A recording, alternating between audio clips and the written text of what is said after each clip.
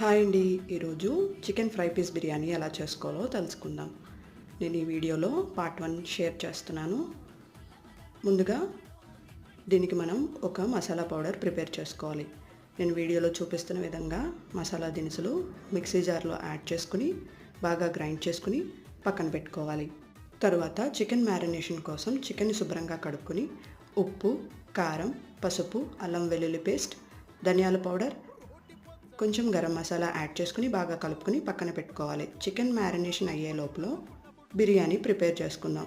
కడాయిలో oil add చేసుకుని గీ add చేసుకుని బిర్యానీ దినుసులు యాడ్ చేసి బాగా ఫ్రై చేసుకోవాలి. తర్వాత ఉల్లిపాయ ముక్కలు, పచ్చిమిరపకాయలు, అల్లం వెల్లుల్లి పేస్ట్ వేసుకుని ఫ్రై చేసుకోవాలి.